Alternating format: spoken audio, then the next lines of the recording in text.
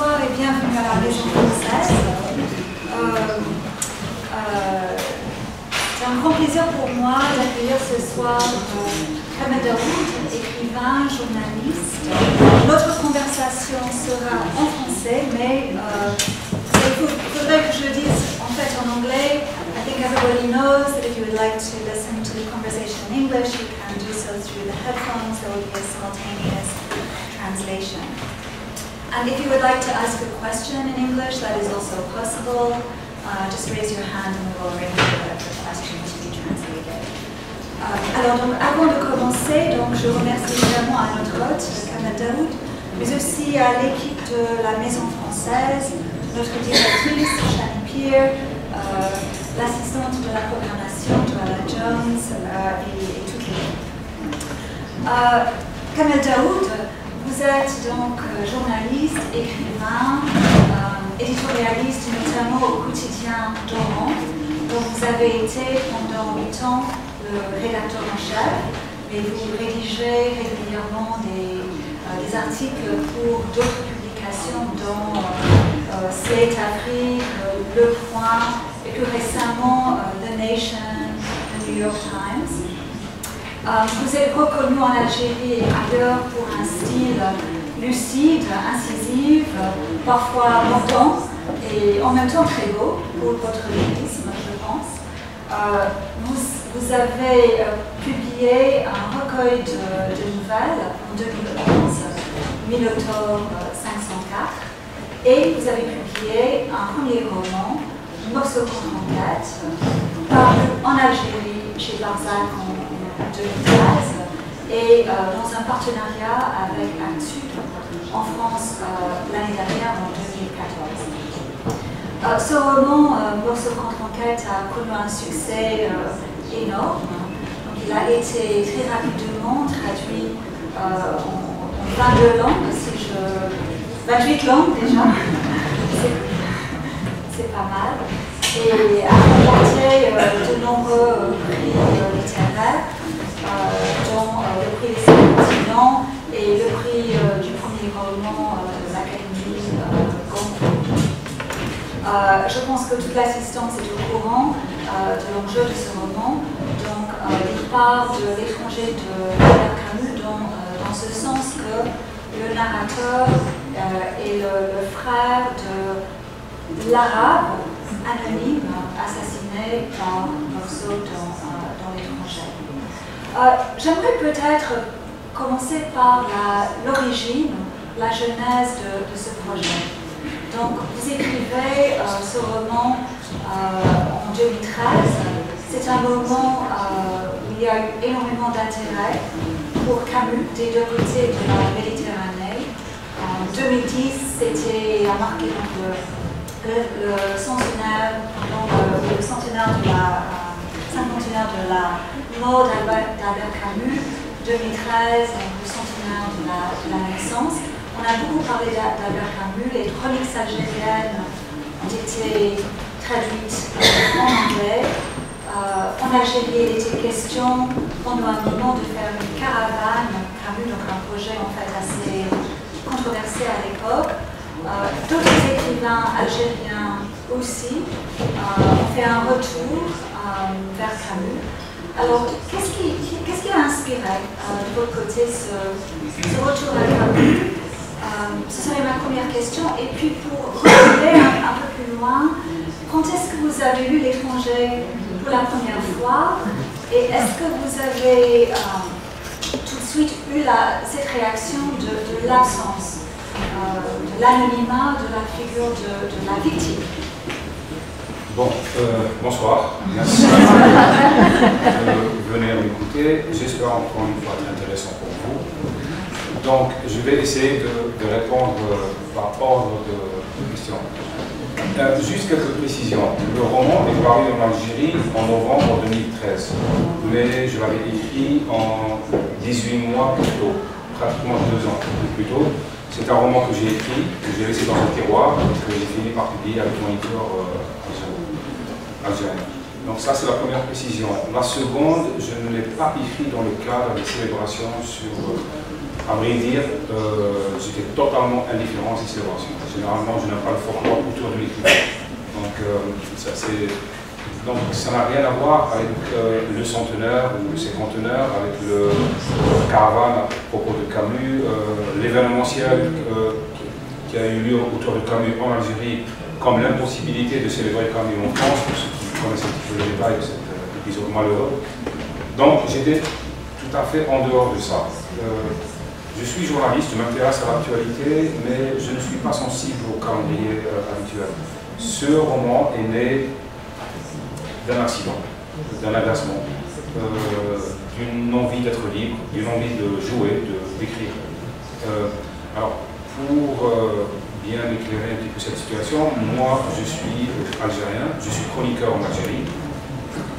J'ai une chronique qui est lue en Algérie et ailleurs, et cette chronique je l'écris depuis 19 ans. Et quand vous écrivez une chronique par jour depuis 19 ans, ça devient une discipline, une vraie discipline sportive. C'est-à-dire vous vous levez le matin, vous avez ce que j'appelle moi le renifleur, c'est le chien que vous avez en tête qui voit, qui regarde les petits détails, le tableau là que je note. C'est des choses, à partir de midi, vous avez une idée, vous agrippez, vous écrivez. C'est un sport, c'est un tir à l'arc, c'est une discipline que les chroniqueurs peuvent connaître. Surtout quand il s'agit de faire 1 à 2 chroniques par jour pendant 19 ans. Et un jour, j'avais rencontré un journaliste français qui est venu sur le Prince Camus en Algérie, parce que Camus a inventé malheureusement une religion, c'est-à-dire il y a des prêtres, il y a des temples et il y a même des pèlerins en Algérie de temps en temps. Et qui m'a posé des questions sur Camus. Et ce qui m'avait agacé, c'est que moi j'ai une immense admiration pour cet homme, mais j'étais agacé par cet algériano-francisme ou ce franco-algérianisme autour de Camus qui réduisent l'œuvre d'un homme qui a su interroger son siècle à une histoire de notaire. Est-ce qu'il est algérien? Est-ce qu'il est français? Qu'est-ce qu'il a fait pendant la guerre? Qu'est-ce qu'il n'a pas fait? Pourquoi il s'est tué? C'est un peu réduire l'homme à une question d'héritage, et ça c'est agaçant pour moi. J'admire cet homme pour sa façon d'interroger son siècle, d'interroger la condition humaine et de défendre la dignité humaine. C'est ce qui m'importe chez Camus. Sa nationalité ne m'importe pas, il a bien vu. Et donc, ce journaliste qui me posait des questions sur Camus, quel est le rapport un petit peu, comment les jeunes voient Camus en Algérie, j'ai fourni 2-3 réponses. En rentrant chez moi, j'ai écrit une chronique, parce que je me suis cité à un moment d'agacement. Et la chronique, elle s'appelle Meursault ou la rave 2 fois tuée. Elle a été republiée par Le Monde en mars 2010. Et mon éditeur en Algérie m'a téléphoné le lendemain en me disant ça c'est un bon roman, tu l'écris.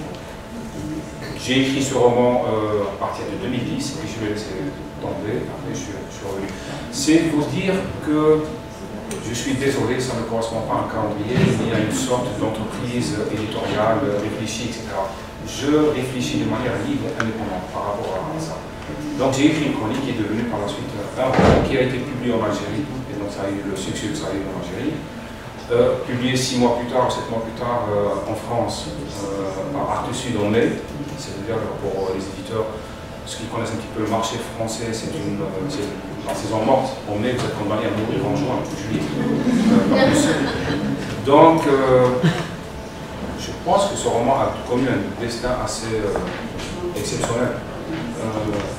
De par une tradition dans le monde, de par l'intérêt, de par les interprétations et les sur-interprétations qu'il a provoquées. Donc ça, c'est un petit peu pour l'anecdote. Il y a une histoire il y a le roman, mais il y a une histoire autour de ce roman qui est faite d'accidents, de petites coïncidences, de miracles aussi. Si vous voyez un petit peu la photo, cet homme, ça c'est la vraie plage qu'avait imaginé Camus, et cet homme c'est un Algérien passant, que je ne connais pas, qui est anonyme, mais la couverture est culture du monde maintenant. Et c'est une photo qui a été prise bien avant le roman, qui était dans les archives de mes éditeurs. Et je trouvais assez extraordinaire qu'il y ait cet homme-là, sur cette plage-là, à ce moment-là. Et qui maintenant, je ne le connaîtrai jamais, mais sur les 28 traductions, à peu près 25 ont reproduit la même photo. Donc il est assez célèbre, peut-être plus que moi. Et, donc ça c'est pour la deuxième question à propos de ma lecture de Camus. Je crois que j'ai lu Camus à l'âge de 20 ans. C'était à la sortie d'une longue période religieuse. Camus m'a servi pour construire quelque chose d'alternatif à la vision religieuse. C'est un philosophe qui m'a beaucoup aidé à m'appuyer sur quelque chose. Parce que tous les drames de ma génération, ou peut-être maintenant de beaucoup de générations, c'est qu'au sortir du religieux, vous n'avez rien. Il n'y a rien qui vous soutient, il n'y a rien qui vous aide à construire une vision du monde, capable d'affronter la véritable fascination qu'exerce une vision cohérente comme celle du religieux, une vision totale, pas cohérente. Une vision totale. Donc Camus m'a beaucoup aidé. Désolé, le schéma d'un post-décolonisé comme moi aurait voulu que je réalise mal à la lecture de l'étranger à l'âge de 20 ans. Ce n'est pas le cas. Je l'ai lu comme beaucoup de gens, avec agacement, avec malaise, avec admiration, et comme tout le monde, j'ai enjambé l'arabe. On m'a pas interpellé. C'est toute la magie de la littérature. Quand Dostoïevski prend l'idiot, c'est l'idiot qui vous intéresse. Donc c'est le meurtrier qui était fascinant pour moi, pas l'arabe qui a été tué. La réflexion politique, disons, ou d'histoire n'est venue que 10 ans après, à partir de l'âge de 30 ans, où je pouvais commencer peut-être à éprouver quelque chose pour la victime. Mais avant, j'étais comme tout le monde, comme vous, comme tous ceux qui ont lu ou suivi l'étranger pendant la scolarité. Donc j'ai lu comme tout le monde. Je ne pense pas que l'étranger m'ait beaucoup intéressé, pour être sincère. J'ai été beaucoup plus fasciné par le mythe de Sisyphe, par l'homme évoqué, par Caligula, qui pour moi est un chef-d'œuvre, et par la chute, qui pour moi est le chef-d'œuvre des chefs-d'œuvre de Raphaël. Ce sont des romans qui m'étaient beaucoup plus proches que l'étranger. Ça ne plaide pas en faveur d'un bon coefficient de nationalisme chez moi, mais je n'ai pas été très sensible à la victime. D'ailleurs, la forme du récit, c'est un récit à la première personne, comme c'est le cas de l'étranger, mais en même temps, il y a cette adresse à un tube, une sorte de confession, qui me rappelle aussi la chute de Camus. Mais vous avez évoqué aussi la personne qui vous a d'abord inspiré cette réflexion sur la perspective qui manque dans le texte. J'aimerais peut-être vous poser une question sur cette adresse dans le texte. Donc le narrateur se situe dans un bar, il s'adresse à quelqu'un qui reste invisible, mais qui, semble-t-il, revient sur les traces de Camus, sur son livre. Il n'y a que ça qui l'intéresse en Algérie. Donc le narrateur, le frère de l'arabe assassiné, donc Haroun, qui est le frère de Moussa, l'homme assassiné, s'adresse à cet inconnu. Alors, qui est cette figure pour vous? Est-ce que vous aviez, j'imagine que la forme de la chute jouait aussi un rôle dans cette forme du récit du roman? Généralement, un homme qui a envie de parler s'intéresse très peu à celui qui l'écoute. C'est juste qu'il a envie de beaucoup parler. C'est toute de parole. D'ailleurs, il le dit que un homme qui boit rêve toujours d'un homme qui écoute. Mais, ça c'est un petit peu présenté, mais en même temps, la technique de la confession à voix haute, c'est une façon de tuer l'autre, de lui enlever le droit de répondre, de riposter, de répliquer. Et donc c'est de l'effacer. Un monologue très long, c'est un déni de l'autre. C'est une vieille recette du discours politique comme du discours amoureux. Quand on parle trop, parce qu'on ne laisse pas l'autre parler. Donc le tu est très peu important. Ça peut être un camusien, parce qu'il y en a beaucoup. Ça peut être un universitaire, un franco-algérien, un algérien de retour, quelqu'un qui paradoxalement représente toute cette population de lecteurs qui se sont plus intéressés au livre plutôt qu'à la justice. C'est-à-dire tous ces gens-là, et nous sommes des centaines, avoir lu ce roman depuis 72 ans sans s'intéresser vraiment à la clé essentielle, c'est-à-dire le meurtre et c'est-à-dire la victime. Donc, c'est un tu qui est tout à fois nécessaire pour le monologue, et en même temps qui est là juste pour être nié, pour être écrasé, pour être culpabilisé et accusé de complicité de crime, parce qu'il y a une complicité de lecteur à la base. Ça, c'est, disons, l'interprétation un petit peu psychologique de la chose, le déni par le monologue. J'ai opté pour ça parce que, comme je l'ai dit je l'avais dit, la chute est pour moi un roman admirable. Je voulais rendre hommage à la chute. Donc il était tout à fait ludique pour moi de reprendre Clamence, le personnage, de l'installer dans une sorte d'espace clos et de le laisser parler. Ça correspondait plus à ce que je voulais. En même temps, une lectrice hier à Cambridge m'a remarqué que le roman commence par une fausse phrase écrite.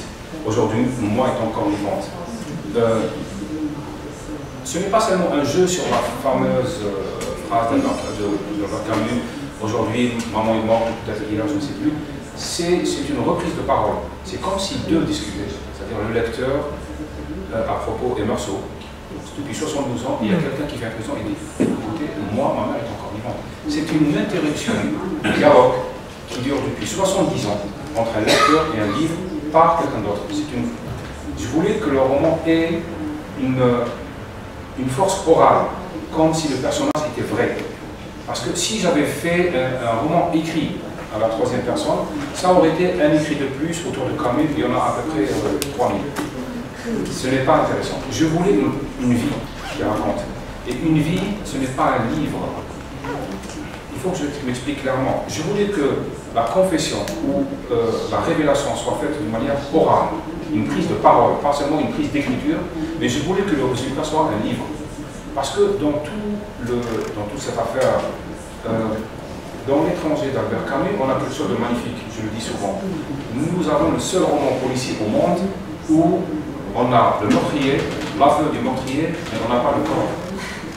Ce qui est le contraire du protocole du roman policier. Je voulais que ce roman soit le corps. Je voulais que quand les gens lisent ce roman, tiennent le corps de celui qui disparaît. Donc c'est tout à la fois un jeu d'oralité, une prise de parole, un déni de l'autre et une façon de donner du corpus du corps. Mais rassurez-vous, je n'ai pas pensé à tout cela en écrivant. Ça vient après. Donc c'est un roman simple, il ne faut pas que je vous fasse peur. C'est un roman ludique aussi, c'est un roman, je le voulais très signifiant, mais c'est un roman de prise de parole. Je ne voulais pas être dans la périphérie de Camus, je ne suis pas camusien. Je voulais reprendre la parole et continuer. C'est ça ce qui m'intéressait. Quand vous avez été, je pense, ces jours-ci, depuis votre arrivée aux États-Unis, vous savez certainement qu'il y a une professeure de Yale qui, elle, est revenue sur les traces possible d'un arabe assassiné qui était là d'une bagarre avec un ami de Camus qui est évoqué dans la biographie de Camus, je crois, de Piétode. Est-ce que cette initiative de recherche vous intéresse? Comment est-ce que vous réagissez à ça?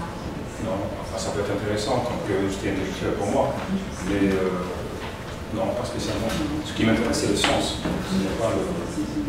Ce sont des études qui doivent être faites. C'est assez fascinant de décoder les périmètres d'un livre, les marges d'un livre, les origines, la généalogie d'une idée, etc. Mais c'est un travail d'académicien. Moi, je ne suis pas universitaire, donc je ne vais pas juger de la pertinence ou pas. Ça peut m'intéresser si j'ai du temps, mais ce n'est pas ça le fond, ce n'est pas ça l'urgence pour moi. L'urgence, c'est autre chose. C'est prendre un chef-d'œuvre de la littérature, le prendre avec légitimité, parce que je suis algérien. Le roman a été écrit par un Algérien, dans l'Algérie. Et parce que je suis concerné par ce rapport d'exclusion de déni entre un pied noir et un arabe. Je suis concerné par cette histoire, elle fait partie de mon histoire. Donc ce qui m'intéresse, c'est de la déconstruire, de la reprendre, de l'interroger, de la secouer, de la faire avouer. Mais non, pour le prochain roman, je passe à autre chose. Ce qui m'importe, c'est ce que je construis. Parlons donc de cette construction. Donc il y a beaucoup de... Bon, le rapport de votre texte à celui de Camus est très complexe. Donc il y a certainement une réplique, mais il y a beaucoup d'autres choses aussi. Donc je m'intéresse à ce que vous avez rajouté, à ce qu'il n'y a pas dans le texte de Camus. Donc les détails de famille, par exemple, si la mère de Meursault est morte dès le départ, et même peut-être avant, dans le cas de votre narrateur, elle est très présente. Donc il y a des rapports de famille, il y il y a une psychologie de famille qui est très présente dans votre roman et pas dans celui du famille. Est-ce que vous pouvez nous parler un petit peu de tous les éléments que vous avez introduits qui ne sont pas présents? Donc les questions de famille, l'aveu qui occupe donc la deuxième partie du texte, que le narrateur lui aussi a tué quelqu'un, donc il s'agit d'un pied noir qui s'appelle Joseph, d'ailleurs c'est le nom biblique qui figure dans votre texte, donc Moussa, son frère Haroun, Joseph. Qu'est-ce qu'il y a derrière, qu'est-ce qui vous a inspiré ces émotions du texte? Je n'aime pas le mot rajouter, je n'ai pas rajouté, j'ai peut-être corrigé, j'ai comblé la question. Je n'ai pas rajouté. J'ai essayé de creuser une brèche, j'ai essayé d'apporter un équilibre, peut-être, mais je n'ai pas rajouté. Lorsque j'ai commencé à écrire ce roman, il est né d'une phrase. Ma est encore vivante, moi, ma mère est encore vivante. Et c'est encore qui m'a toujours inspiré. Parfois, les romans naissent d'une phrase, qu'on creuse, on cercle, on finit par construire. Le roman est né tout seul quasiment. Pour moi, c'est un roman d'évidence. C'est ce que j'appelle moi le roman nécessaire. C'est-à-dire qu'il aurait pu être écrit par moi ou par quelqu'un d'autre. Ce roman allait être écrit un jour ou l'autre. C'est arrivé avec moi, ça aurait pu arriver avec quelqu'un d'autre. L'étranger de Camus laisse une grande lacune qui interpelle, qui à un moment ou à un autre allait ou devait être comblée. Donc j'ai commencé un petit peu par écrire à partir de l'adaptation comme je l'avais dit, mais le reste ce n'était pas un jeu réfléchi, disons je vais faire cela par rapport à ceci. L'histoire avait sa propre nécessité, sa propre autonomie. Elle se construisait, mais elle se construisait avec sa propre logique. J'essaie d'être clair. Lorsque Camus, par Meursault, donne ce statut totalement effacé à la mère, c'est lié à son histoire. Si Haroun donne vie et survie sous l'emprise d'une mère très dominatrice, c'est aussi son histoire. On peut surinterpréter par la suite quand on est algérien et français, c'est-à-dire quand on a deux nationalités malades par l'histoire, on peut surinterpréter en disant Meursault un pied noir qui parle d'une mère qui meurt, d'une période, d'une Algérie française qui disparaît. Haroun parle d'une mère abusive, c'est l'Algérie d'aujourd'hui. Oui, on peut le faire, mais ce n'est pas suffisant. Ce qui rend un roman lisible, ce n'est pas l'excès de symbole, c'est quand le symbole est naturel, et on n'est pas réfléchi.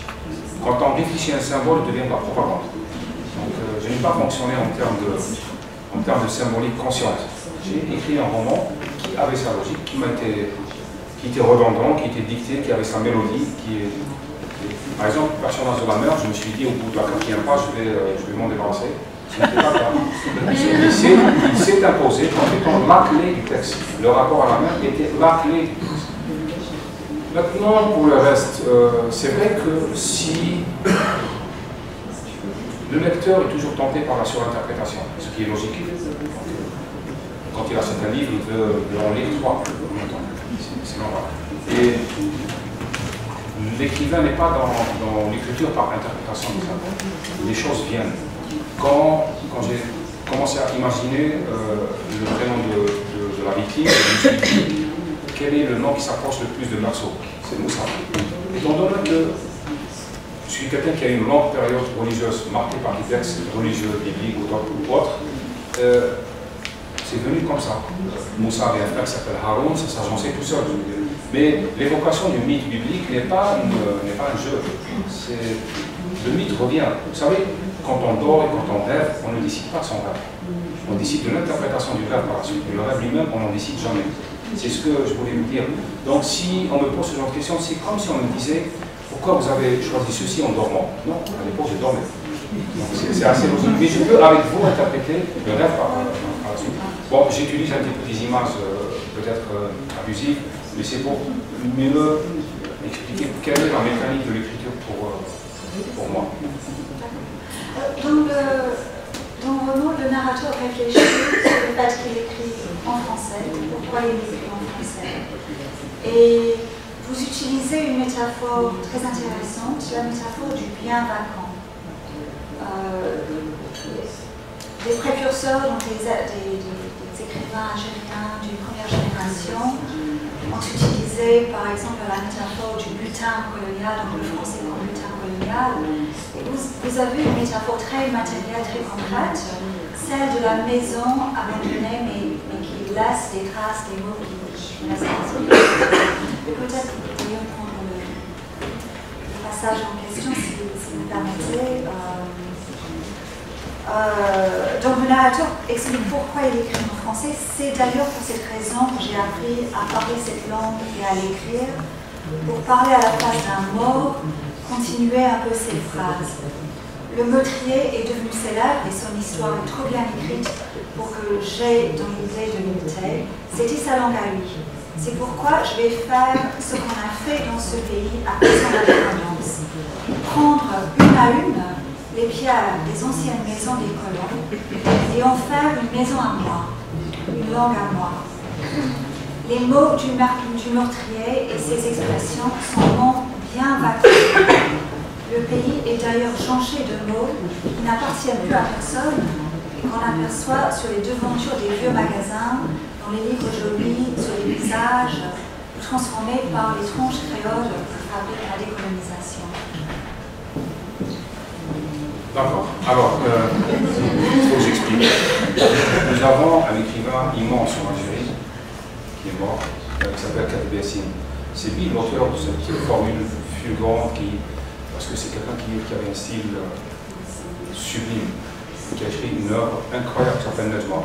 Et quand on l'interrogeait pourquoi il écrivait en français alors que c'était un anticolonialiste engagé, il disait, après l'indépendance, le français c'est un butin de guerre. Je le comprends.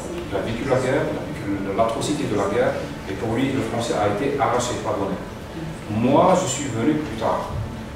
Si je parle de cette langue comme bien vacant, parce que le mot a une histoire en Algérie et ailleurs. Quand les colons sont partis, où il y a eu l'indépendance, beaucoup de biens sont restés vides. Ils appartenaient à l'État naissant. Et on les nommait les biens vacants. C'est-à-dire qu'ils n'appartenaient à personne. Les biens vacants, c'est un petit peu le pendant historique de la notion métaphysique de la tabula rasa. Quand les colons ils ont débarqué, ils ont dit que cette terre était vierge, il n'y avait personne. Ça justifie l'entreprise civilisatrice, c'est-à-dire la colonisation. Donc, par la suite, on a nous, les biens vacants, c'est-à-dire c'est des biens qui n'appartenaient à personne. Pour moi, la langue française a ce statut. C'est quelque chose qui m'appartient, que j'ai trouvé, donc c'est à moi. Et donc j'écris dedans, j'écris avec, je décris le monde, je m'approprie le monde et je voyage dans le monde par cette langue. Je me sens libre avec cette langue. Donc, et en même temps, j'ai un rapport d'autodidacte vis-à-vis du français. Ce n'est pas une langue tout à fait apprise à l'école. La langue, j'étais scolarisé comme tous les Algériens, donc on avait des matières, la langue française, etc. 90% du programme était en arabe, mais la langue littéraire, c'est un apprentissage personnel. Donc j'ai un rapport très particulier à cette langue. Ce n'est pas par enseignant, c'est pas autodidacte. C'est les mots, je connais l'histoire de chaque mot que j'ai appris. Les mots ne m'ont pas été donnés, je les ai définis un par un tout seul. J'estime être propriétaire de cette langue, elle m'appartient. Donc, quand on dit ça dans un contexte tendu entre deux pays, comme la France et l'Algérie, ça prend un sens assez subversif, qui ne plaît ni à l'un ni à l'autre. Donc ça, je le comprends. Mais je ne suis pas français, je suis algérien. Je vis en Algérie. Et je suis comme beaucoup d'écrivains qui aujourd'hui apportent au champ éditorial français quelque chose de neuf, peut-être, quelque chose de frais, quelque chose de nouveau, quelque chose d'étranger. Peut-être, je dis bien peut-être, parce qu'il faut le dire en toute modestie. Et j'ai un rapport tout à fait serein avec cette langue. Je suis bilingue. Quand j'ai reçu le prix des 5 continents au Sénégal la dernière fois, de la francophonie, j'avais fait un discours où j'ai dit la phrase qui, je pense, résume le mieux ce que je pense de la langue française. Ça veut dire que ce n'est pas une langue maternelle, ce n'est pas une langue paternelle, mais ça peut être une langue fraternelle. Le roman a été publié d'abord quand même en Algérie par Barzac et dans le cadre de son partenariat avec Sud. J'aimerais peut-être vous poser une question sur l'édition en Algérie aujourd'hui. Donc la floraison peut-être, si vous envoyez une nouvelle maison d'édition, le salon du livre. Est-ce que vous avez un regard optimiste sur l'édition en Algérie. C'est vrai évidemment qu'un certain nombre de grands écrivains algériens nous ont quittés, et même récemment, je sais que vous avez consacré un très bel hommage à Sedjeba. Mais il y a une nouvelle génération et même plusieurs nouvelles générations d'écrivains. Oui, paradoxalement, l'Algérie ne fait pas partie de la francophonie, de l'organisation internationale. Mais c'est le pays qui fournit le plus d'écrivains francophones. Chaque année, on a toujours des écrivains algériens francophones dans le prix. C'est un paradoxe. Et cette année, c'était Boalem Sansal, Brice Abey, l'année passée, il y avait d'autres. Quand je dis algérien, uniquement algérien, je me corrige, y compris maghrébin, marocain, tunisien. C'est un vivier. Alors, le salon du livre, par exemple, ça reste un événement majeur en Algérie. C'est un taux de fréquentation hallucinant, 1,5 million de visiteurs, ce qui est énorme. Mais pourquoi? Parce qu'on n'a pas de libraire, le réseau des libraires qui est structuré après la guerre civile. Donc les gens trouvent dans le salon du livre une belle occasion pour acheter des livres.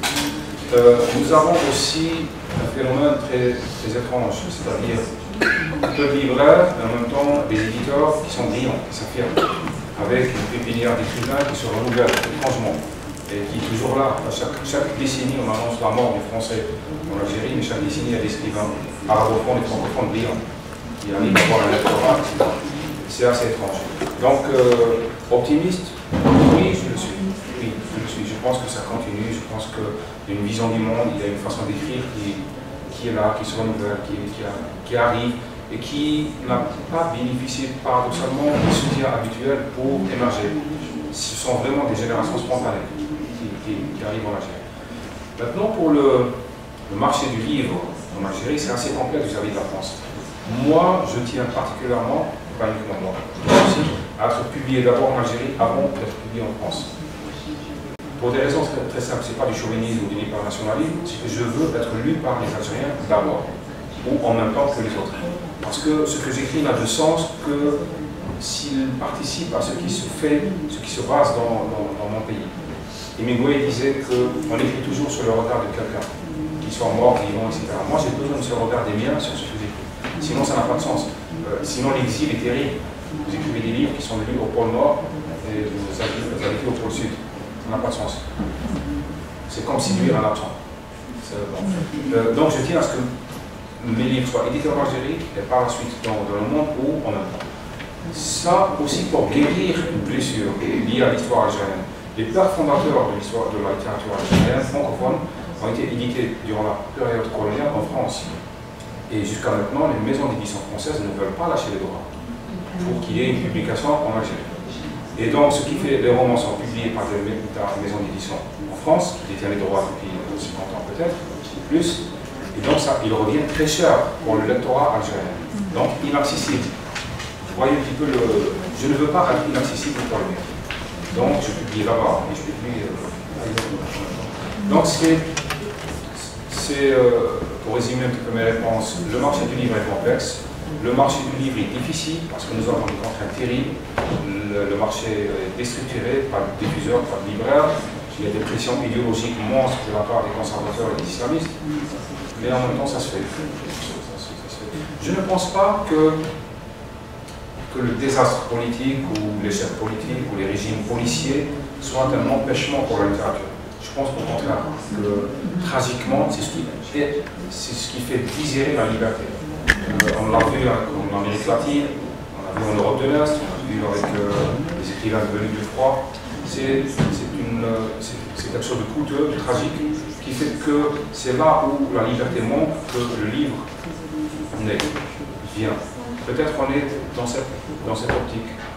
Et donc c'est tout à la fois une volonté d'écrire en français, mais d'écrire d'abord pour un lectorat, pas d'abord d'être lu aussi par un lectorat algérien et faire en sorte que le livre soit accessible au reste du monde et pour les biens, parce que ça me donne du sens dans ma vie. Et puis pour dire que malgré tout ce qu'on dit, je reste optimiste pour le livre. Donc c'est un livre qui a eu un succès immense, comme vous l'avez déjà dit. Il y a eu évidemment la controverse autour du livre, ce qui qui est dit dans le roman sur la pratique de la religion en Algérie, sur la question de l'identité arabe des Algériens, sur la question de la langue arabe, de la langue algérienne en Algérie, n'a pas plu à tout le monde.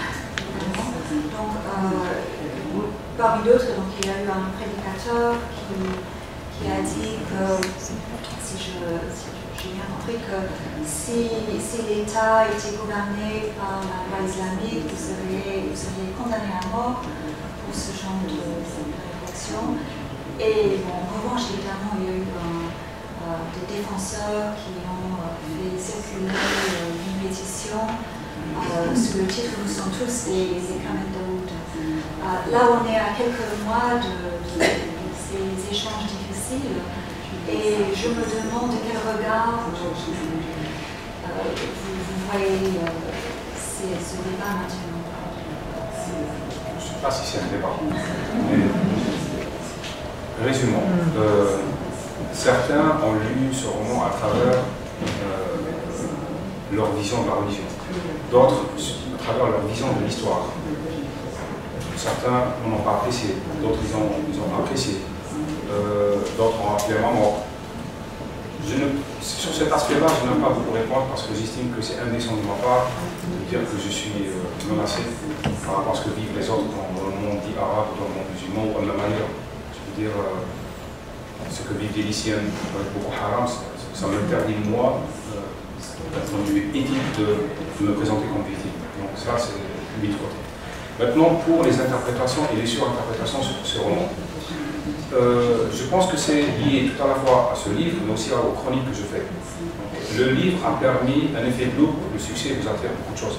Donc, un effet de loupe, ce qui fait que beaucoup d'islamistes, par exemple, ont relu toutes les chroniques sur 10 ans pour trouver toutes les impiétés que j'aurais commises pour les commenter par la suite. D'autres ont vu une sorte d'une entreprise de blanchiment d'un Albert Camus qui aurait lâché l'Algérie, etc. Dans l'ensemble, j'étais au centre d'une passion. C'est le rêve et le cauchemar de tout écrivain. J'ai vécu quelque chose de magnifique. C'est-à-dire, le livre était commenté dans les cafés, dans les rues, ce qui n'arrive jamais, même ailleurs. Je veux dire, d'être tout à la fois embrassé dans les rues et d'être lapidé dans les rues, c'était extraordinaire. J'ai vécu une passion féroce. J'ai tout de suite mis la distance entre l'image qu'on se faisait de moi et ma propre personne. J'ai compris que je suis au centre de quelque chose qui me dépasse. Donc, dès le début, j'ai mis...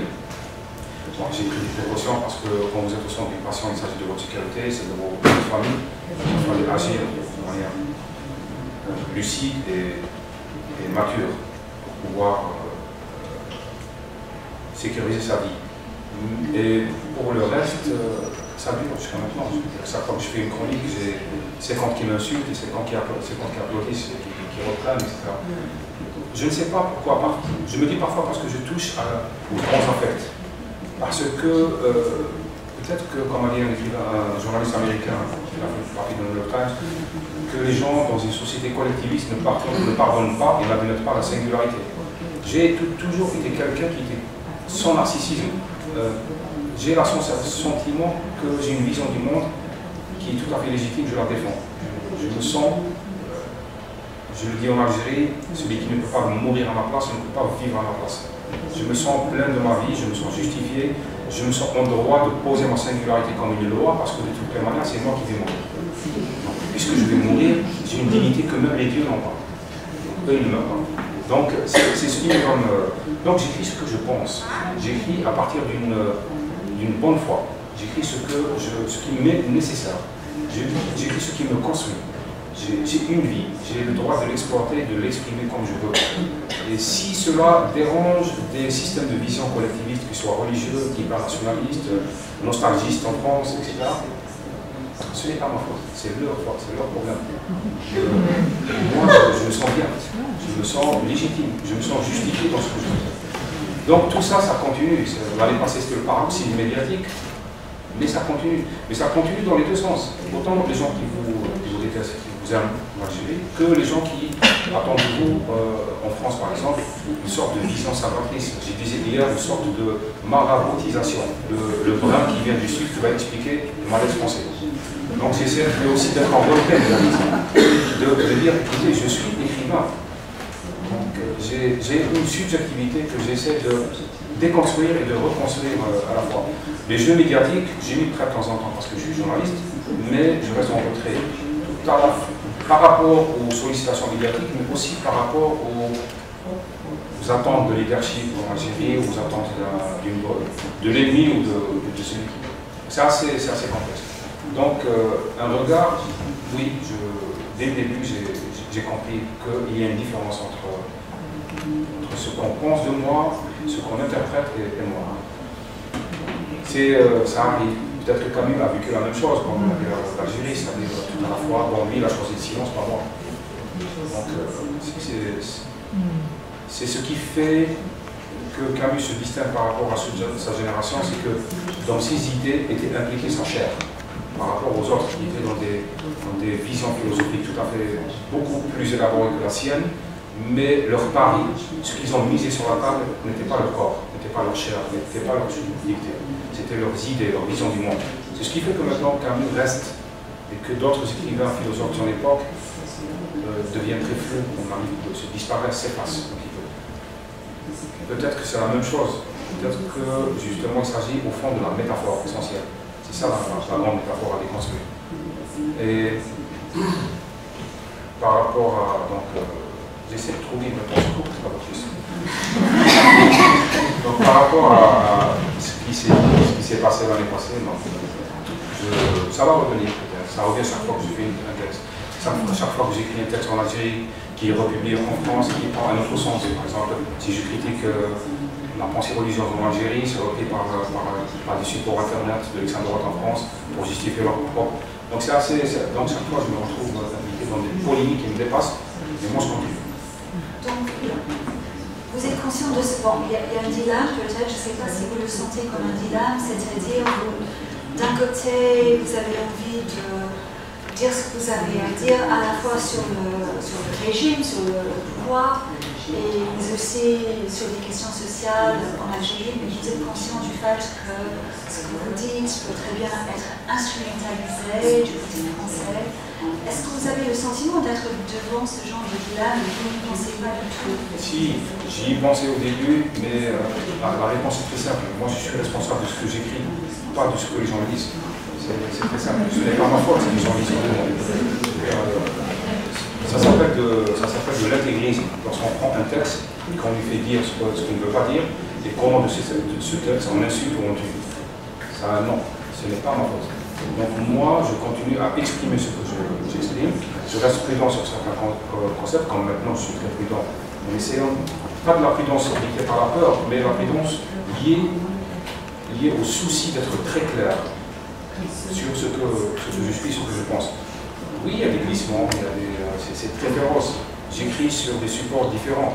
Un texte écrit sur le New York Times peut provoquer une polémique en Algérie. Un texte écrit en Algérie peut être repris ailleurs. Vous avez écrit un texte parce que je le pense. En quoi les musulmans sont utiles pour l'humanité depuis 4 siècles? C'est ce que je pense. En quoi nous avons été utiles pour l'humanité? Quel est l'apport à l'escarcelle de l'humanité? Je suis en droit de poser cette question. Maintenant que le texte soit repris par une certaine personne pense, là il prend un autre sens. C'est très difficile. Mais là, c'est le choix, soit de continuer ce que je fais, soit de me taire. Si moi je me tais, et parce que à cause de cela, ça veut dire que ceux qui tiennent le crachoir, ces gens-là, les plus extrêmes, ont gagné. Un jour, ils vont interpréter un éternuement. Toujours tout le monde en disant, ah, d'accord, vous êtes chrétien, vous êtes musulman, vous êtes droit, vous êtes gauche. Non, je reviens à l'essentiel. Je ne suis pas responsable de tout. J'essaie de réfléchir à haute voix, d'exprimer une subjectivité, et puis ce n'est pas ma faute ce qui arrive. Je ne me sens pas coupable. Peut-être une dernière question, et après on peut inviter l'assistance des questions aussi. Je sais que le roman a été adapté au théâtre pour le Festival d'Avignon.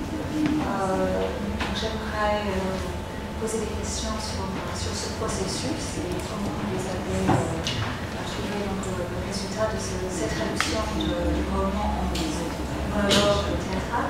Et je crois qu'en ce moment, vous collaborez avec Malik Ben Smail,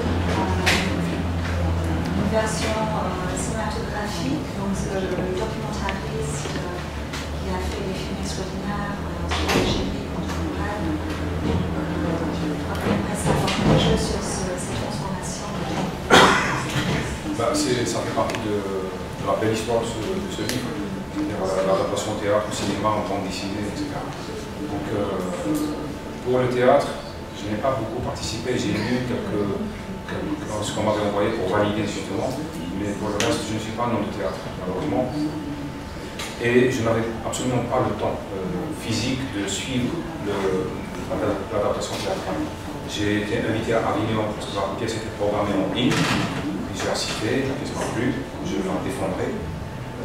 On peut en faire d'autres adaptations parce que celui qui l'a adapté a fait des choix précis à partir d'un texte qui peut justement prêter à beaucoup d'interprétations, beaucoup d'adaptations. On peut prendre le côté mère, le côté fils, on peut parler de religion, on peut parler d'autre chose. Donc c'est une interprétation que je défends. Pour le cinéma, il y a eu quelque chose d'extraordinaire aussi. C'est qu'on a eu beaucoup de producteurs qui ont fait des propositions pour adapter, ce qui était flatteur. Donc, Malik Ben Smail, surtout lui, parce qu'il connaît son milieu par moi, on a voulu trouver un producteur qui ne soit pas dans la tradition algéro-française, le noir, etc. On voulait quelqu'un qui a un regard distant et neuf, qui puisse mettre de l'argent et des moyens sans être dans une sorte de volonté de remake des années 70, des années 60, des années 50, etc. Donc, le choix a été fait sur quelqu'un de magnifique qui nous laisse travailler. Maintenant, pour Malik Ben Smail, j'ai eu personnellement d'autres offres de réalisateurs, mais je voulais quelqu'un de ma génération. Je voulais quelqu'un qui ait fait quelque chose de magnifique. Malik Ben Smail a fait des documentaires sublimes. C'est vraiment sublime. Quand on voit un documentaire, on n'en sort jamais même.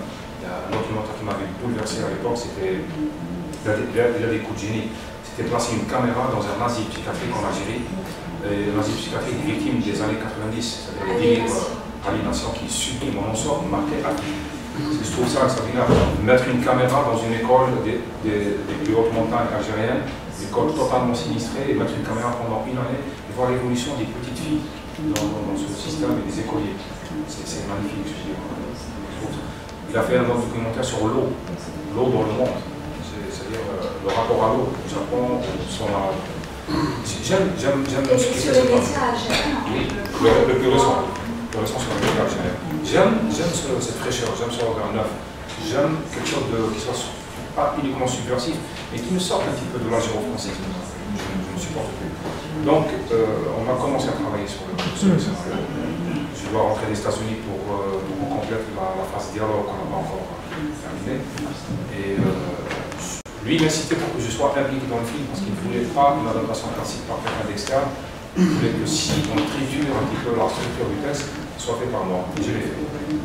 C'est une histoire différente, pas différente, non, je veux dire autrement construite, c'est la même, mais autrement construite, pour qu'elle fasse un film en chair, pas un film vaporeux, intellectuel ou idéaliste. C'est à peu près ça. Il y a une grosse pression pour qu'on finisse, mais moi je n'ai pas le temps justement.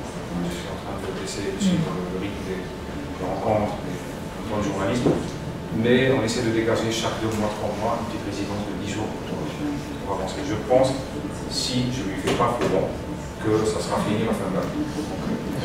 Et donc le producteur n'est ni français ni algérien? Si, il est français. Français. Mais c'est un bon truc.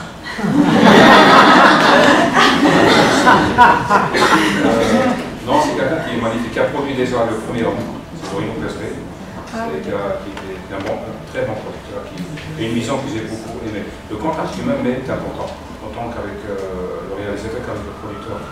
Je ne sais pas, on sent un peu, on sent cette confiance qu'il a en vous, il mise sur vous, vous misez sur lui, en même temps, ça vous laisse un petit peu moi j'ai besoin de liberté quand je me ou du moins du sentiment de liberté. C'est important. D'accord. On va peut-être passer la parole au public. Question. Donc nous avons un micro qui peut circuler. Si vous avez des questions, Madame Daoud, vous pouvez les poser en français ou bien en anglais. C'est déjà là. Est-ce que vous pouvez répéter le nom du cinéaste qui a fait tous ces documentaires sur l'Algérie? C'est M. Malek Bensmaïl. Malek. Malek, M-A-L-E-K, Bensmaïl. J'ai une question, journaliste, et alors ça m'intéresse aussi votre travail de journaliste. On peut trouver en ligne vos articles sur le journal, ils sont recueillis dans un volume qu'on peut trouver. Recueilli, c'est ce que me demande mon éditeur depuis une année et demie. J'ai fait 2-3 recueils en Algérie, mais ça a disparu. J'écris beaucoup de chroniques. Quand je dis beaucoup, c'est vraiment beaucoup. C'est-à-dire pour les... Si vous écrivez tous les jours. Non, plus. Par exemple, pour les 4 dernières années, ça fait quand même 4 millions de signes. Donc, ça existe partout sur le net. Il y a beaucoup de blogs, beaucoup de pages de gens qui traduisent, qui les font circuler. Vous pouvez. Moi, j'ai une page Facebook, j'essaie de publier parce que Facebook en Algérie, comme dans certains pays, je l'utilise pour publier les chroniques, pour les rendre accessibles à beaucoup de gens, mais aussi pour publier les chroniques qui sont censurées. Ça a une utilité pour moi. En tout cas, on peut le trouver en ligne aussi de votre journal. Il y a des pages, il y a des blogs. Et j'ai une question plus générale sur la situation en Algérie et en l'Afrique du Nord en général. On n'a pas eu un printemps arabe en Algérie, peut-être parce que la mémoire de la violence des années 80 était trop récente pour les Algériens. Mais en beaucoup de pays, avec l'exception de la Tunisie, on se trouve dans une situation d'impasse entre des gouvernements laïques, autoritaires, souvent corrompus, et la peur de l'islamisme peut-être pire. Et on ne sait pas, c'est peut-être un faux choix, mais en Égypte, on a la sensation d'être bloqué, d'être dans une impasse où on ne voit pas une sortie facile. Je ne sais pas si vous avez réfléchi un peu sur cette situation d'impasse. Ce n'est pas une impasse. Ce n'est pas une impasse. Je n'aime pas la théorie des haricots magiques. Vous savez, le gamin qui jette des haricots, le lendemain, il y en a. Une révolution, ça ne donne pas les fruits immédiatement. Ça prend du sang, ça prend du temps. Alors, 3 choses. On a fini par vendre maintenant à l'Occident l'idée que les révolutions ne sont pas bonnes, parce qu'elles provoquent des désastres. Non, le mal n'est pas la révolution. Le mal, c'est ce qui rend la révolution inévitable. C'est ça le mal. Si les gens étaient heureux, ils ne seraient pas sortis dans la rue. D'accord? Donc, si c'est parce qu'ils ont été privés de liberté, de bonheur, de sens, qu'ils sont sortis. Donc, la révolution, ce n'est pas le mal. Le mal, c'est ce qui l'a rendu inévitable. Ça, c'est la première idée qu'il faut bien intégrer. La deuxième, on vous vend l'idée qu'il y a une sorte de bipolarisation entre islamistes et régime laïque. Ils ne sont pas laïcs. Absolument pas. Ils fabriquent des islamistes qui les servent dans un mécanisme d'auto-légitimation. J'explique. Si je suis là et que j'ai en face de moi des demandes de démocratisation faites par les classes moyennes, je lâche dans la rue les islamistes et je deviens nécessaire. Je deviens, avec l'équation d'Assad, moi ou les monstres. Donc j'installe dès le début une équation. Il y a un rapport, un deal entre les islamistes et les régimes chez nous. Un deal invisible pour vous. Les uns utilisent les autres. Et l'un croit attendre avec ruse que l'autre tente pour prendre sa place. D'accord? Il y a un cycle. Les islamistes sont là, d'accord, ne font rien. Le régime il est là. Les gens bougent comme en Égypte ou ailleurs, ils font une révolution, font tomber un régime. Les derniers jours du soulèvement, les islamistes apparaissent comme par miracle, dès qu'ils sentent le rapport de force. J'avais écrit un texte qui s'appelle le manuel de l'islamiste opportuniste. C'est-à-dire, vous faites le boulot, mais moi je vois un dernier et c'est moi qui qu'on applaudit. D'accord, donc les islamistes viennent en dernier, le régime tombe. les islamistes prennent le pouvoir, qu'est-ce qui va se passer? Puisque ce sont des gens qui sont bons en opposition, mauvais en gouvernance, et qui ont le syndrome de Stockholm, c'est-à-dire qu'ils ne peuvent concevoir l'État que comme autorité, parce qu'ils ont subi toujours l'autorité, ils vont construire un système fasciste. D'un coup plutôt, l'ancien régime se reconstruit comme une solution de sauvegarde et de sauvetage. Il reprend, comme en Égypte, comme en Algérie, comme ailleurs. Il reprend le dessus et les forces démocratiques de changement sont totalement paralysées. Et ça se traduit à la fin, parce que l'Algérie est en avance sur ça, par un partage des espaces. Ça va se passer en Égypte. 5 ans, 10 ans, ça va se passer comme ça. Le partage des espaces, c'est quoi? Le régime prend la rente de monnaie et les islamistes prennent l'espace public, c'est-à-dire la femme, les vêtements, la culture, etc. Comme ça se passe au Pakistan et dans d'autres pays, et en Algérie. C'est-à-dire, vous ne touchez pas au pétrole et à l'argent, je vous laisse l'argent. Faites ce que vous voulez. Et au milieu, les gens comme nous qui ont de grandes idées et de petits moyens, qui sont coincés. Donc ça se passe comme ça.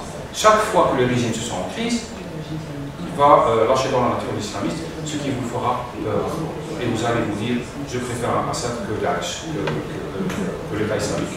Et toute la question, elle est fausse. Ce n'est pas le choix entre l'un et l'autre. Les deux, c'est les mêmes. C'est la même chose. Ce n'est pas différent. Une révolution, c'est vrai qu'elle est belle. C'est vrai que c'est comme l'amour. Mais comme pour le mariage, il faut de l'argent. Donc,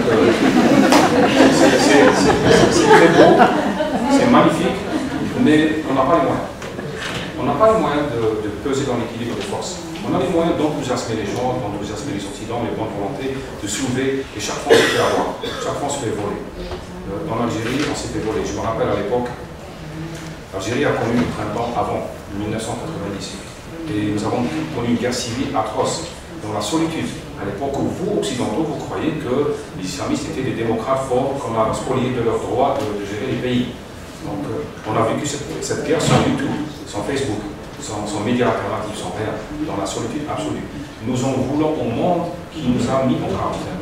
Il y a un sentiment énorme de colère en Algérie maintenant, et à la limite de jouissif quand on voit ce qui se passe ailleurs, parce qu'on leur dit goûtez ce que nous avons goûté à l'époque où vous ne nous avez pas su.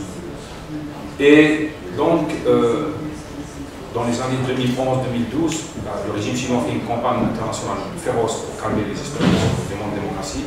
Et il y avait un slogan chez l'ancien ministre des Affaires étrangères qui disait « L'Algérie a déjà payé ». Ce qui est vrai. Moi, j'avais mis un slogan avec un texte et j'ai ajouté « Oui, mais elle n'a jamais été livrée ». Et c'est exactement ça. Nous avons payé, nous n'avons pas été livrés. En Algérie, ce qui a joué, c'est le traumatisme colonial. Les gens, quand ils ont vu la Libye, etc., avec la France, se sont dit bon, le régime a joué sur la propagande du traumatisme colonial. Il y a eu la guerre civile, les gens étaient fatigués. Ils vous disent oui, on veut le changement, mais on a trop payé, on est fatigué. Troisième facteur, l'argent. Le régime avait les moyens de payer la rue, d'acheter du temps. Il a immobilisé beaucoup de demandes. Vous savez, quand quelqu'un vous donne de l'argent et vous êtes à côté, vous lui promettez la démocratie, toujours le fait. Il est tout à fait légitime aussi. Donc, tout ça pour revenir à l'idée que régime laïque et islamiste, et ce n'est jamais vrai. Ce n'est jamais vrai, ils se rendent service les uns les autres. Quand l'année passée, les islamistes m'en ont voulu, quand j'ai déposé plainte, je savais très bien, on me l'a dit par la suite, que la plainte sera classée. Le bonhomme ne sera jamais inquiété. Tous les télé-islamistes qui m'ont lynché n'ont jamais été inquiétés. On n'y touche pas, on en a besoin. Vous imaginez, dans une dictature où l'islamisme n'existe plus, elle va subir les pressions internationales pour démocratiser. Il y a deux armes au sud. La menace islamiste, le flux migratoire. D'accord ? Ce sont les deux grandes armes de toutes les dictatures. Vous avez publié d'ailleurs dans le New York Times, je ne sais plus si c'était en septembre ou en octobre, un article sur le cas de la Tunisie, pour signaler en quoi la Tunisie représente un cas bien particulier. C'est vrai. Parce que la Tunisie, pour moi, c'est un pays dont je suis amoureux. C'est un pays qui a inventé pour moi, qui a cassé la routine d'être arabe. Vous savez, la routine était là. On avait le libérateur, qui est suivi par un général qui prend l'armée, qui a une femme qui prend le pouvoir ou un frère, et qui a un ministre de l'Intérieur féroce. C'est d'une routine affreuse. Donc, soudain, Ben Ali s'enfuit, soudain, il y a des gens qui sont dans la rue. C'était exaltant. Je me sentais vivre, je garde ce souvenir. malgré tout ce qu'on dit sur la révolution, etc. En Tunisie, nous avons des cas exemplaires qui sont uniques. Nous avons des islamistes qui ont pris le pouvoir, mais qui ont compris très vite que s'ils gardent le pouvoir, ils vont tout perdre. Donc ils sont quand même mis en retrait. Et Ranouch a dit une phrase que je trouve d'une maturité politique quand même admirable chez les utopistes islamistes. Il a dit que le consensus est meilleur que la majorité électorale, ce qui est très vrai. Alors, en Tunisie, ils ont quelque chose qui les préserve, ils n'ont pas la malédiction du pétrole. Nous sommes une classe moyenne forte, c'est-à-dire qui peut imposer, c'est-à-dire qui peut décider et qui peut créer le consensus entre différents intérêts.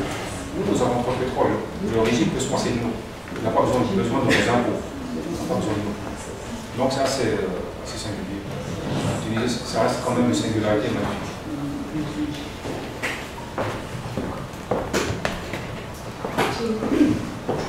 J'ai un commentaire et une question. Je suis contente de traduire en anglais, c'est donner un peu la traductrice se fatigue un peu moins.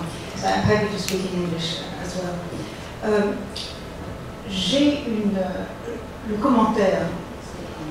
Je pense qu'il est évident que ta position de journaliste, et aussi cette position de journaliste qui est ancienne, ça fait beaucoup d'années que tu travailles sur la question de l'Algérie et également du Maghreb, fait que évidemment la tendance serait de lier ton livre à l'histoire de l'Algérie, à l'histoire du Maghreb, à tes commentaires politiques.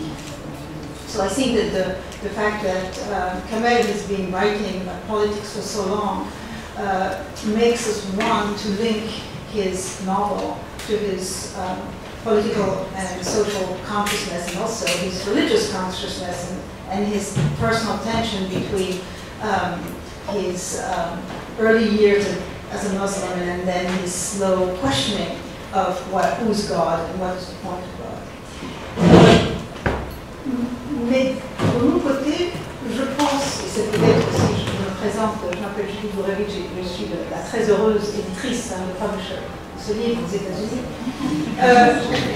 que la raison pour laquelle je suis tombée amoureuse de ce livre tout de suite, et moi je vous confesse, je ne connais pas grand-chose sur l'Algérie, parce que en plus je suis d'origine belge, donc je n'ai même pas le complexe d'être française par rapport à la question algérienne. Je vois exactement, on a tous entendu. Mais ce qui m'a énormément séduit dans ce livre, je vais vous le dire, c'est que c'est mon côté très midinette, c'est cette histoire d'amour et cette femme absolument charmante, séduisante, intelligente, qui est vraiment tombée amoureuse d'Haroun. Et Haroun, parce qu'il était dans cette situation politique, sociale, morale, camusienne, si on veut, à l'envers, il n'a pas pu suivre, il n'a pas pu rendre cet amour, il n'a pas pu sentir en lui la permission de désirer cette femme qui vraiment l'aimait. Et ça m'a complètement bouleversée. I was completely moved by the wonderful love story that Kamel describes in the book, and I actually cried. I was hoping until the last page that things would turn around the other way and that he'd still wake up and somehow resolve his alienation. They would go off in the sunset. I'm really a little bit hard on that. Donc, l'autre chose, et à cause de ça, j'ai beaucoup réfléchi, et à l'époque où j'avais acheté ce livre, c'était ce drame continu, c'était le drame de Black Lives Matter, c'était horrible, tuerie par la police, et maintenant ça continue dans les universités, il y avait beaucoup d'articles dans le New York Times aujourd'hui, et ce qui m'a frappé immédiatement, c'est le lien entre la situation, la crise identitaire des Africains-Américains ici et la manière dont leur nom n'est pas reconnu, leur identité, les signifiants qui les constituent semblent effacés par notre histoire à nous, aux États-Unis. Et que, en fait, que l'arabe n'a pas de nom, et en même temps que j'achète ce livre où l'arabe n'a pas de nom, et en même temps j'entends dans la rue Black Lives Matter, je me dis, mais enfin, c'est extraordinaire. Ce livre nous parle directement. This book is made for us, it speaks to us. Black Lives Matter. It's really what we see, and we see there's a distance. We see something that happens in a country that so many people in America know nothing about, and yet they read in this book an extremely familiar story. And it's not a coincidence that this book, as beautiful as it is still a complicated, I mean, it's not obvious for an American public. It's one of my bestsellers. I mean, it's not a joke. So there is something there that is so deeply speaking. On va peut-être demander à Voilà, je voulais simplement réagir. J'hésite de couper la parole à l'éditrice. Ce qui est très important, Évidemment, vous êtes vu de manière différente dans tous les pays, dans toutes les langues. Il y a une réaction locale, inspirée de circonstances locales, y compris dans les États-Unis, avec la question, entre autres, de Black Lives. Non, je comprends le commentaire que j'ai dit. Parce que c'est vrai que je ne veux pas faire écran entre moi et le lecteur. C'est-à-dire le lecteur a le droit de lire le livre comme il veut. Ce n'est pas sous mon interprétation et sous une sorte d'enfumage que je peux créer entre le lecteur et l'ouvrage. Mais fondamentalement, et ça je me répète toujours, ce n'est pas le roman d'un Algérien écrit sur l'Algérie, c'est le roman de l'altérité, échoué, du rapport à l'autre qui est désastreux, que Meursault illustre et que j'ai voulu traiter autrement. Je parle toujours dans les conférences d'une Robinsonade malheureuse dans l'étranger d'Albertine. Pourquoi malheureuse? Parce que je l'évoque toujours, l'histoire de la Robinsonade est magnifique, ce n'est pas Daniel Defoe qui l'avait inventé, il y avait des philosophes musulmans qui avaient écrit des siècles avant une version qui avait donné le mythe du philosophe autodidacte, c'est-à-dire celui de naufragé sur une île qui pensait au système philosophique. Et j'ai trouvé que les sociétés réécrivent la Robinsonade à chaque 2-3 siècles en période de crise. La France l'a réécrite avec Michel Tournier, par exemple, avec Patrick Chamoiseau, je crois, avec d'autres. Et j'ai trouvé extraordinaire de relire dans L'étranger de Camus, dans ce roman ou d'autres, ces variations autour de la Robinsonade, c'est-à-dire cette réflexion sur le rapport à l'autre. Même dans la mythologie, Abel et Caïn, c'est une Robinsonade qui finit par un meurtre, un enterrement. Daniel Defoe finit par convertir l'autre. C'est Robinson qui convertit l'autre. Meursault tue l'autre. Donc, Haroun ne rencontre pas l'autre. Donc, chaque fois, on est dans le rapport de l'altérité. Et je pense que ce qui me comble le plus, ce ne sont pas les lectures maraboutisées, c'est-à-dire à partir de l'histoire, mais ce sont les lectures qui s'intéressent à l'aspect religieux et surtout à l'aspect du lien à autrui. Et je trouve ça chaque fois étrange que quand je vais dans les conférences et rencontres publiques, on me pose toujours des questions sur Camus, l'étranger, moi, Haroun, Moussa, sa mère, mais rarement, très rarement sur l'amour, sur Mariam. Si comme l'histoire n'était jamais une histoire d'amour. C'est assez frappant. Alors que l'enjeu central, c'est parce que Meursault était tout à fait indifférent. Si Meursault avait éprouvé du plaisir pour Marie, en l'embrassant, en nageant, etc., l'histoire aurait fini autrement. Si Haroun avait accepté l'amour de cette fille, qui s'appelle Mariam, peut-être l'histoire aurait fini autrement. D'ailleurs, peut-on écrire quand on est heureux? Il y a une belle phrase de Borges que je trouve admirable, je me raconte souvent, j'en suis jaloux. Il parle d'un personnage, il dit « Longtemps, je m'adonnais à l'étude de la métaphysique, mais je fus fréquemment interrompu par le bonheur. » C'est sublime. Je pense qu'ici, il y avait du bonheur avant, il se passerait de littérature peut-être.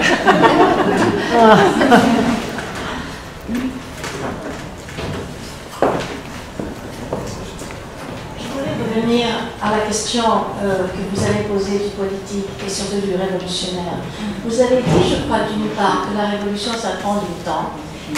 Et en même temps, vous avez décrit une situation de connivence entre les islamistes et les laïcs qui ne laisse pas beaucoup d'espace, si vous voulez, pour le développement de la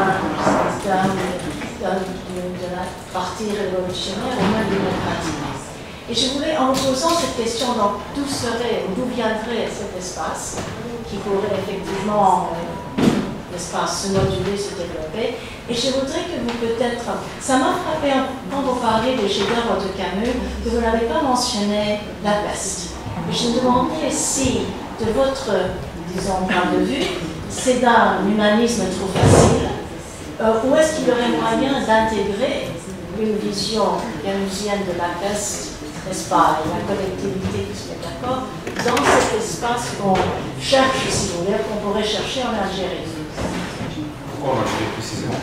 Parce que je crois que quand vous avez décrit la situation en Algérie, vous avez dit qu'il y avait, n'est-ce pas, donc les islamistes et les laïcs, essentiellement, n'est-ce pas, cette complicité entre eux, on sort les islamistes à un certain moment, je ne voyais pas où il y avait, si vous voulez, l'espace, n'est-ce pas, pour quelque chose qui se développerait dans cette révolution qui prend du temps. Oui. Les changements se déclinent différemment d'un pays à l'autre. Quand on voit ce qui s'est passé, par exemple, à partir de la Révolution française, comment ça s'est décliné en Espagne, ou comment ce qu'a fait Henri VIII et l'Église anglicane en Angleterre, comment le luthérisme a changé. Ce n'est pas de la même manière que ça se décline. Il y a des endroits où ça fleurit rapidement, ou d'autres endroits où ça fleurit lentement. Donc je ne pense pas qu'on demande au monde arabe d'être un monde arabe uniforme. C'est comme si je vous disais, vous, la chrétienté. Ce qui n'est pas vrai. Donc, ceci pour revenir à une idée de base. Comment va se développer cet espace?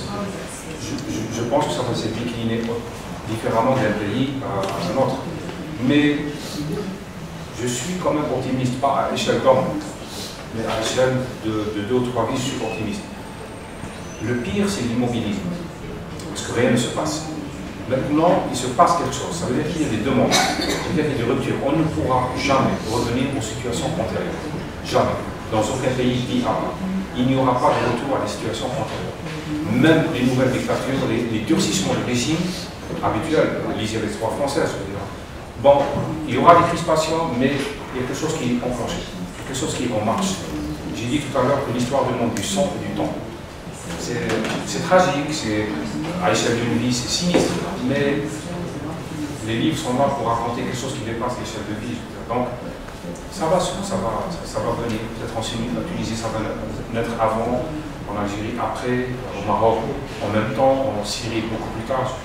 Mais le fait qu'il y ait ces bouleversements aussi profonds et aussi tragiques, ça veut dire que quelque chose réclame et qu'on ne peut plus ignorer, qu'on essaie de faire taire et qui est là. Elle est irrépressible. Je pense que la demande de changement est irrépressible. On va terroriser les gens, on va les jeter à la main, on va les tuer, on va les bombarder, et on ne reviendra jamais à la situation hantée. Ça existera. Et la peste? La peste, à vrai dire, c'est un roman qui ne m'a pas plu parce que j'ai senti chez Camus de l'effort. C'est un roman qui est construit, à mon sens. Peut-être que ça, c'est ma lecture. Il ne faut pas que d'autres trouvent. Ça, c'est la première. Peut-être que parce que je suis oranais. Cela se passe à Oran, une ville extraordinaire où la peste a frappé les Arabes à tel point qu'on ne les voit même pas dans le roman. D'accord? Donc c'est une peste plus terrible. C'est étrange pour moi quand je suis algérien. Vous savez, je suis oranais, je me promène dans la ville, je vois vraiment le décor de la peste. C'est extraordinaire. On vit, je vis dans ce décor-là, mais il n'y avait rien, absolument rien. Et là, l'idée de l'arabe avait frappé cette absence totale. Parce que au moins le premier, on l'a tué. Le second, on l'a même pas tué. Ce qui est pire. Ceci dit, après c'est à relire maintenant. Quand on voit ce qui monte dans le monde, comme intégrisme de toutes sortes, comme menace religieuse, comme totalitarisme religieux, que ce soit islamiste ou autre, après c'est à relire. Ma question n'est pas de la politique et pas de l'amour, mais c'est une question technique. J'ai vu que le New Yorker a publié un extrait de votre roman. Et dans votre roman, il y a beaucoup de répétitions très très jolies. Mais l'extrait à New Yorker ne suit pas les pages de texte du roman. Ils sont des extraits plusieurs chapitres, mais pas dans l'ordre des chapitres. D'accord. Donc, je voudrais savoir comment vous l'avez fait pour avoir le sens du roman comme ça. Ce n'est pas lui qui a fait. Ah non, non, mais je crois que c'est pas moi qui ai fait le. C'est pas moi qui ai Non, fait c'est le. l'éditeur du New Yorker, Deborah Chrisman, qui a choisi, qui a fait ce montage. Et je suis assez d'accord avec vous. Je suis d'accord avec vous. Et c'est elle qui a choisi. C'est le montage qui est fait de l'anglais, de la traduction. Oui. Oui, mais elle a fait ce montage. Désolé. Je sais.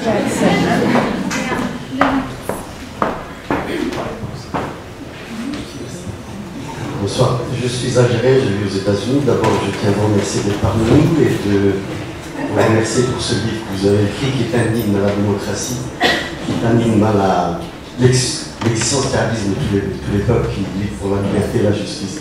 Et aussi, je voudrais vous poser la question, parce qu'on arrive à la fin, vous parlez toujours qu'on est entre le ciel et la terre en Algérie. Est-ce que vous avez un espoir aujourd'hui? Non, il faut que les choses soient claires. L'espoir, c'est pas que je l'ai ou que je ne l'ai pas. Je dois me l'offrir. Parce que j'ai des enfants. Donc, les gens qui peut-être auront des enfants. Alors, c'est systématique. Chaque fois en Algérie ou ailleurs peut-être, quand je fais des conférences, il y a des gens comme vous qui lèvent la main, qui me disent oui, M. Daoud, on lit ce que vous écrivez, c'est extraordinaire, on aime, mais ça ne sert à rien. J'ai pas dit ça. Non, non. Entre le ciel et la terre, vous savez à quoi je veux dire. Non, non, je prends, excusez-moi, je prends un préambule pour expliquer un petit peu la situation. Pour en revenir. C'est mon côté américain. Je vais répondre un peu pour les Algériens. En Algérie, comme ailleurs,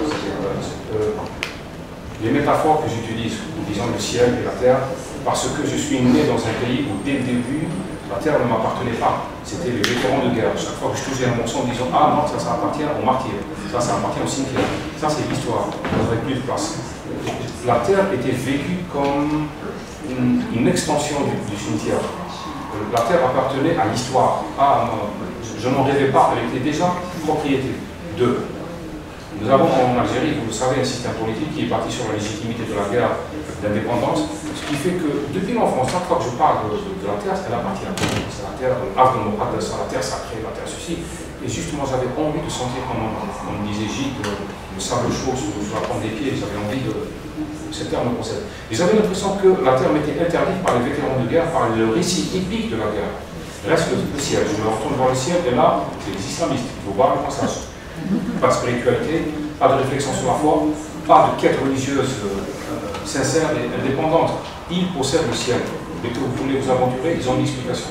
Donc j'avais ce sentiment d'être piégé entre deux récits totalitaires, sur la terre et sur le ciel. Ça c'est pour expliquer l'image un petit peu aux gens.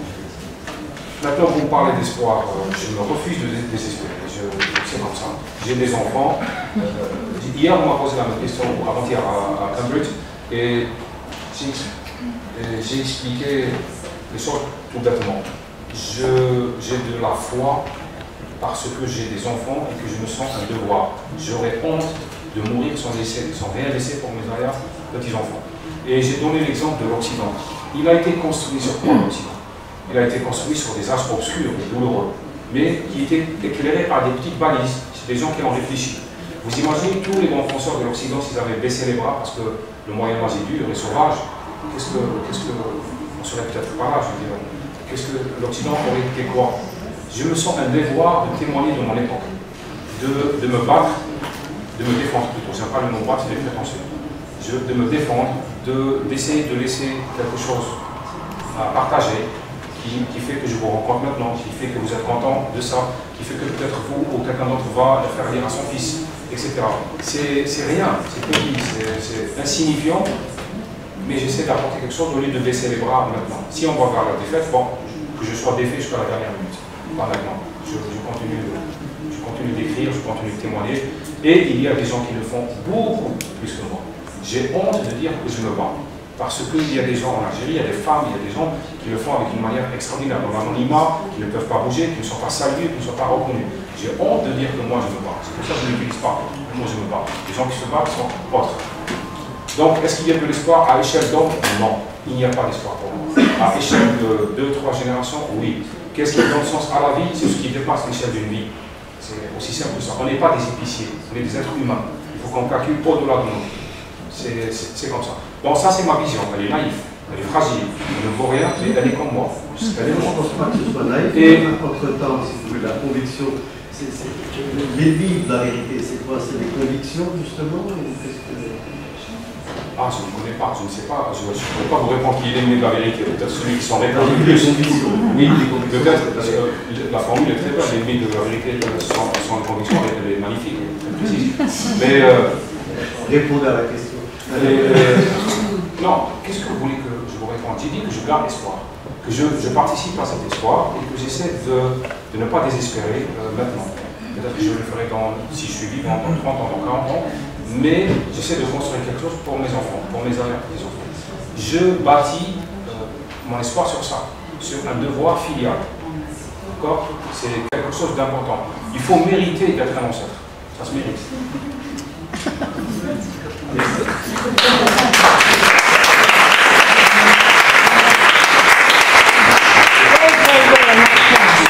Dernière question. Hello. I have to say it in English. Okay, last question, I guess. I worry about the translation. I read it in English when it first came out. And I worry about all of the translations from your works in French, from the French. Are you confident that the translations are true to the integrity of what you want to say and of your words? I don't want to feel lost. Par exemple, nous, Algériens, on a des veilleurs. C'est-à-dire, le jour où la traduction anglaise et américaine est parue, un Algérien qui vit en Suède, qui est très anglophone, il m'a téléphoné, il m'a dit « Est-ce que tu connais le traducteur personnellement ?» J'ai dit non. Il m'a dit « C'est impossible, il a tellement bien traduit qu'on dirait qu'il te connaît personnellement. » Donc, il y a un réseau de veilleurs. Maintenant, il se peut qu'il y ait d'autres traductions qui soient peut-être, je dirais pas mauvaises, mais approximatives. Il y a des écrivains qui ont découvert leur texte traduit maladroitement 20 ans après avoir appris la langue. Ça arrive. On n'est jamais à l'abri d'une mauvaise traduction, qui n'est pas de mauvaise foi, c'est juste que les images, les métaphores ne sont pas comprises de la même manière, la musicalité est perdue, ça dépend. J'étais à Hanoï il y a 3 mois, j'étais à Hanoï. J'étais très fier de tenir le livre traduit en vietnamien, mais il y a une limite, je ne peux pas savoir s'il a été bien traduit. Il y a une limite culturelle aussi, parce que les images ont le même sens dans une culture comme une autre. Mais il y a... Franchement, c'est pas parce qu'on m'a dit d'aller là ou quoi, mais ce que je vous ai raconté sur la traduction américaine, on me l'a dit, c'est des agents qui m'ont dit, qui me lisent depuis des années, et qui m'ont dit que la traduction, elle est vraiment, elle traduit la musicalité et le style.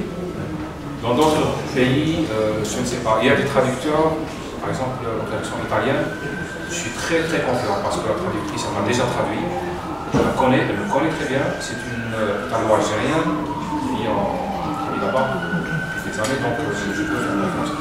Mais vous savez, la traduction c'est un problème pour les écrivains comme pour Dieu. Always. Thank you. Il y a une dernière question. Sorry? No, but I worry about it because I worry about Shakespeare going to translate.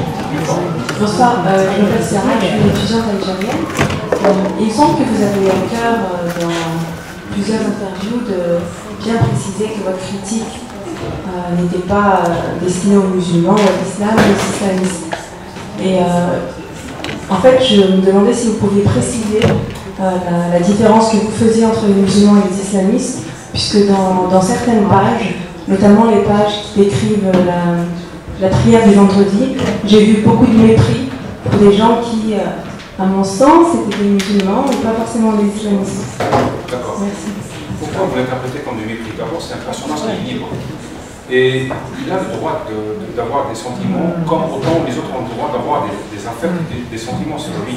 On ne fait pas de la littérature avec du politiquement correct. On ne peut pas. Ça fait partie. Des Haroun existent en Algérie comme ailleurs, qui ont une vision très subjective et peut-être même méprisante sur le religieux. Mais ça fait partie de la vie.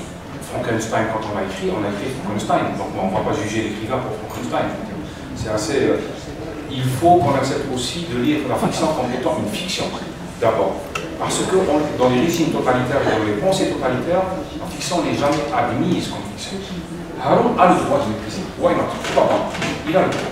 Maintenant, en ce qui me concerne, moi, la différence que je fais entre islam et islamisme, pour moi, elle est très claire.